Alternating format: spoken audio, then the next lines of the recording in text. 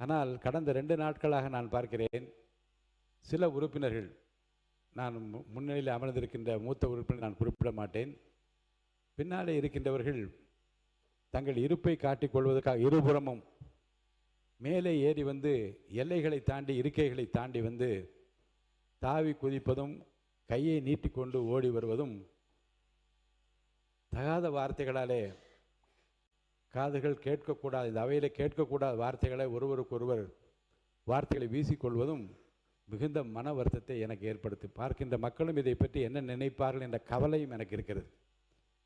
என்ற நேரடி ஒளிபரப்பு போய்கொண்டே இருக்கிறது. இதில் சாதாரணமாக மிக அமைதியாக இருந்த, நான் பெயர் சொல்ல விரும்பாத ஒரு உறுப்பினர் கூட, இன்றைக்கு பேரறிஞர் அண்ணாவின் பெயரை தாங்கி இருக்கிற அந்த உறுப்பினர் கூட இன்றைக்கு முதல் வார்த்தை அவர் வாயிலிருந்து வந்தது. நான் நினைத்தேன், இவர் கூட இப்படி பேசுவாரா நினைத்தேன்.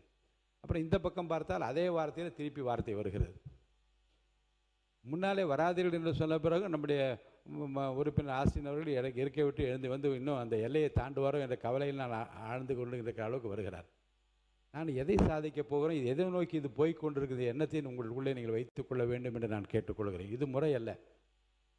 என்னை பொறுத்த வரைக்கும் யாரையும் இந்த அவையை விட்டு இந்த பேரவைத் தலைவர் அனுப்பினார் என்கின்ற அந்த வருத்தத்திற்குரிய செய்கைக்கு நான் ஆட்பட்டு விடக்கூடாதே என்று கவலையில் சொல்கிறேன்.